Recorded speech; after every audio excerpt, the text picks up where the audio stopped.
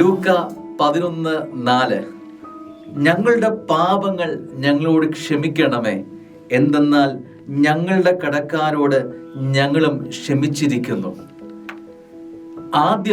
ആദ്യത്തെ പടി ഇതാണ്. ഞങ്ങൾ കടപ്പെട്ട എല്ലാ വ്യക്തികളുണ്ട്. സ്നേഹമുള്ളവരെ, അങ്ങനെ എത്ര പേരോട് നമ്മൾ കടപ്പെട്ടിട്ടുണ്ടെന്നറിയാമോ?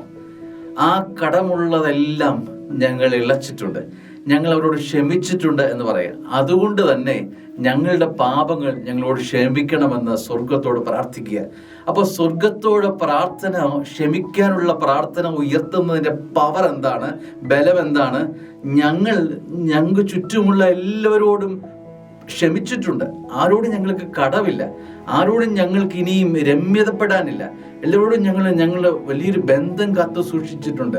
ഞങ്ങളുടെ സ്നേഹം ഞങ്ങൾ വ്യാപിപ്പിച്ചിട്ടുണ്ട്. അതുകൊണ്ട് ഈ ഭൂമിയോടുള്ള ബന്ധം ശരിയായി, അതുകൊണ്ട് ഇനി ഞങ്ങൾ സ്വർഗത്തോടുള്ള ബന്ധം ശരിയാക്കാൻ ആഗ്രഹിക്കുക. ഇതാണ് സത്യത്തിൽ പ്രാർത്ഥന.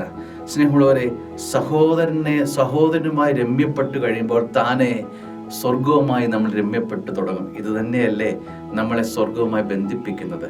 അനുഗ്രഹമാവട്ടെ. ആമേൻ.